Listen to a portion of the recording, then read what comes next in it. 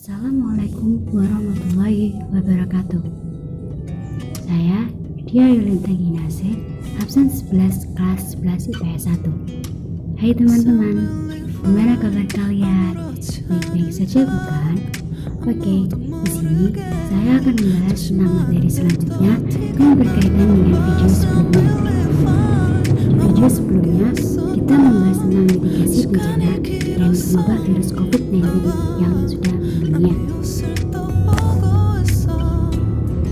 Materi yang akan dibahas selanjutnya adalah 1. Lembaga yang berperan dalam penanggulangan bencana. 2. Penanggulangan bencana melalui edukasi, kearifan lokal, dan pemanfaatan teknologi modern. 3. Wujud partisipasi masyarakat dalam penanggulangan bencana alam di Indonesia. Sebelum masuk materi, Indonesia yang terletak sebagai kawasan kepulauan dan di antara wilayah tektonik serta berada di kawasan daratan gunung berapi, maka tak heran bahwa negara Indonesia banyak yang dimiliki sebagai supermarket bencana. Apabila dianalogikan sebagai sebuah supermarket yang setiap orang mencari kebutuhan untuk memenuhi kebutuhan pangan pun yang dikatakan, akan tetapi konotasi yang terkandung dalam kalimat supermarket tersebut melambangkan bahwa dibalik keindahan panorama Indonesia yang memukau terletak sumber risiko bahaya bermacam-macam yang bisa dipilih atau bahkan muncul sewaktu-waktu, bukan hanya tragedi alam, melainkan bahaya tragedi lain yang diakibatkan dari perubahan iklim dan cuaca. Yang pertama, lembaga yang berperan dalam penanggulangan bencana alam. Lembaga yang berperan dalam penanggulangan bencana alam yang pertama adalah BNPB. Secara formal, Badan Nasional Penanggulangan Bencana atau BNPB merupakan Focal Point Forum pemerintah di tingkat pusat. Tugas BNPB adalah memberikan panutan dan pengarahan perjuangan penanggulangan bencana, menetapkan standarisasi dan kebijakan publik, menyampaikan hasil dari masyarakat. Yang kedua ada BPBD, Badan Penanggulangan Bencana Daerah. Adalah forum pemerintahan departemen yang melakukan usaha penanggulangan bencana di kawasan baik provinsi maupun kabupaten atau kota dengan berpedoman pada kebijakan yang ditetapkan oleh Badan Koordinasi Nasional Penanggulangan Bencana. Tugas BPBD adalah menetapkan panutan dan pengarahan terhadap perjuangan penanggulangan tragedi yang meliputi pencegahan bencana, penanganan darurat, rehabilitasi, serta rekonstruksi secara adil dan setara. Kemudian, menetapkan standarisasi serta kebutuhan penyelenggaraan penanggulangan tragedi menurut peraturan perundang-undangan, menyusun, menetapkan, dan menginformasikan peta rawan bencana. Lalu, BMKG atau Badan Meteorologi, Klimatologi, dan Geofisika adalah lembaga pemerintah dan departemen Indonesia yang memiliki citra melakukan citra pemerintah di bidang meteorologi, klimatologi, dan geofisika. Kemudian ada Departemen Pekerjaan Umum di bidang sumber daya air. Tugasnya pemetaan kawasan rawan banjir, peringatan dini, mitigasi struktural atau pembuatan tanggul, dan normalisasi sungai. Kemudian Departemen Dalam Negeri, tugasnya antara lain memfasilitasi Pemda dalam menanggulangi bencana. Kemudian Kementerian Negara, Riset dan Teknologi, Deputi Bidang Pendayagunaan dan Pemasyarakatan IPTEK, Asisten Deputi Urusan Analisis Kebutuhan IPTEK. Tugasnya penyusunan master plan waduk resapan untuk pencegahan tragedi banjir. Lalu ada Pusat Vulkanologi dan Mitigasi Bencana Geologi, memiliki kiprah untuk melakukan penelitian, penyelidikan, perekayasaan, dan pelayanan di bidang vulkanologi dan mitigasi tragedi geologi. Lalu ada Departemen Kehutanan, Dirjen Pengendalian Kebakaran Hutan, memiliki fungsi dalam hal kebijakan pencegahan, penanggulangan, sistem kemitraan, dan masyarakat peduli api, tenaga dan sarana prasarana pengendalian kebakaran hutan dan lahan. Kemudian yang terakhir ada Palang Merah Indonesia. Palang Merah Indonesia adalah sebuah organisasi perhimpunan nasional di Indonesia yang bergerak dalam bidang sosial kemanusiaan. Yang kedua, penanggulangan bencana melalui edukasi, kearifan lokal, dan pemanfaatan teknologi modern. Jenis dan karakteristik bencana alam. Definisi bencana Undang-Undang Nomor 24 Tahun 2007 tentang penanggulangan bencana menyebutkan definisi bencana sebagai berikut. Bencana adalah peristiwa atau rangkaian peristiwa yang mengancam dan mengganggu kehidupan dan penghidupan masyarakat yang disebabkan baik oleh faktor alam atau faktor non-alam maupun faktor manusia sehingga mengakibatkan timbulnya korban jiwa manusia, kerusakan lingkungan, kerugian harta benda, dan dampak psikologis. Undang-Undang Nomor 24 Tahun 2007 juga mendefinisikan mengenai bencana alam, bencana non-alam, dan bencana sosial. Bencana alam adalah bencana yang diakibatkan oleh peristiwa atau serangkaian peristiwa yang disebabkan oleh alam, antara lain berupa gempa bumi, tsunami, gunung meletus, banjir, kekeringan, angin topan, dan tanah longsor.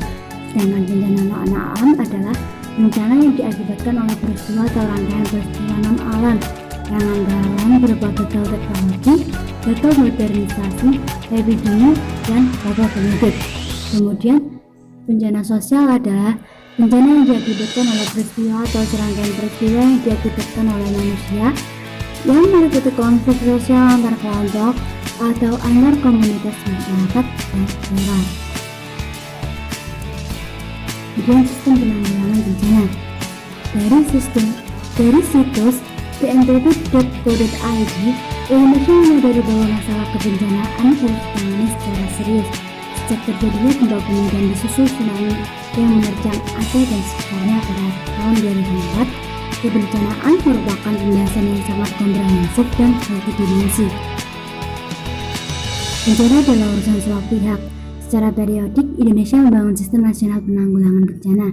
Sistem nasional ini mencakup beberapa aspek, antara lain 1. Legislasi, 2. Kelembagaan, dan yang ketiga pendanaan.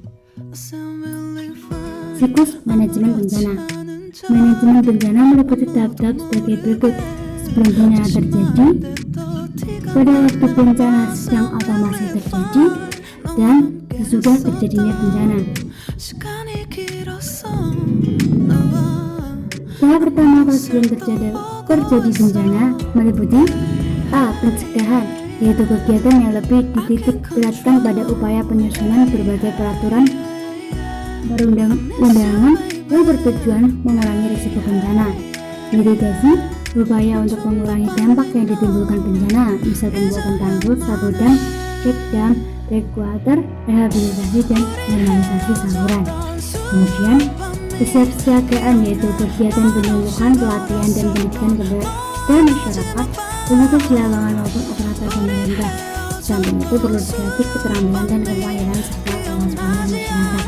Tahap kedua yaitu waktu bencana sedang atau masih terjadi, peringatan dini, penyelamatan dan pencarian, dan yang ketiga pengungsian. Kemudian tahap ketiga yaitu sesudah bencana terjadi. Yang pertama, penanggulangan dan pelayanan, yaitu kegiatan pemberian pertolongan kepada para pengungsi untuk tempat tinggal sementara seperti makanan, pakaian, dan kesehatan. Kemudian konsolidasi, yaitu kegiatan untuk mengevaluasi seluruh kegiatan yang telah dilaksanakan oleh petugas dan masyarakat dalam konteks setempat. Antara lain dengan melakukan pencarian dan penyelamatan ulang, penghitungan ulang korban yang meninggal, hilang, luka berat, luka ringan, dan yang mengungsi. Dan yang terakhir, rekonstruksi, yaitu kegiatan untuk membangun kembali berbagai yang diakibatkan oleh bencana secara lebih baik daripada keadaan sebelumnya, dengan telah mengantisipasi berbagai kemungkinan terjadinya bencana di masa yang akan datang. Persebaran wilayah rawan bencana alam di Indonesia. Ini merupakan peta indeks rawan bencana Indonesia pada tahun 1815 sampai dengan 2012.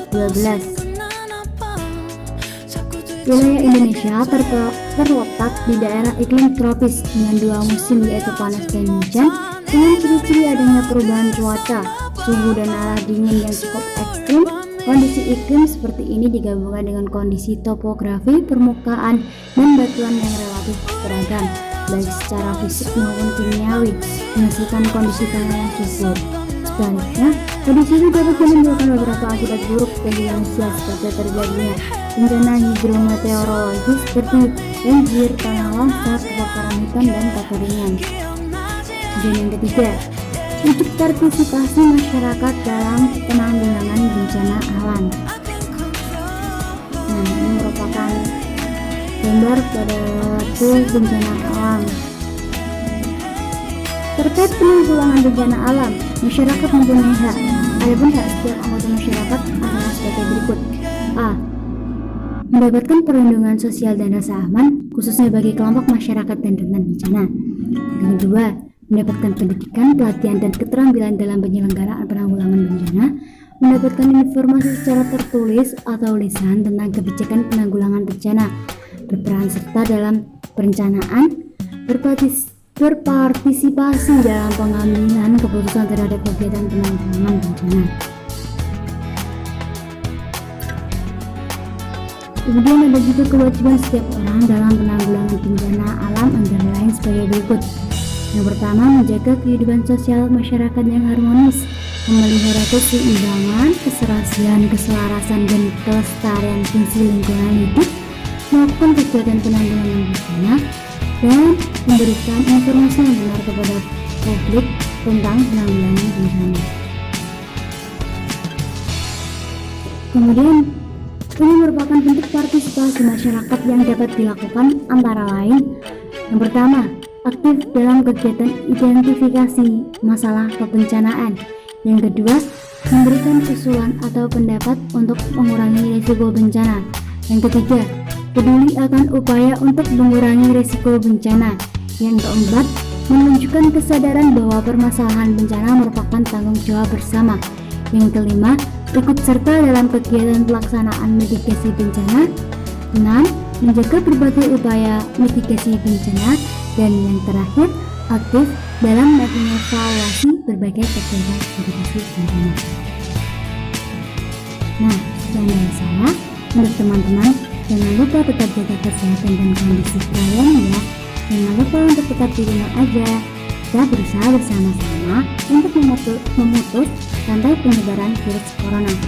Semoga semuanya segera pulih dan kembali normal agar kita semua dapat melakukan aktivitas yang normal seperti biasanya. Terima kasih. Wassalamualaikum warahmatullahi wabarakatuh.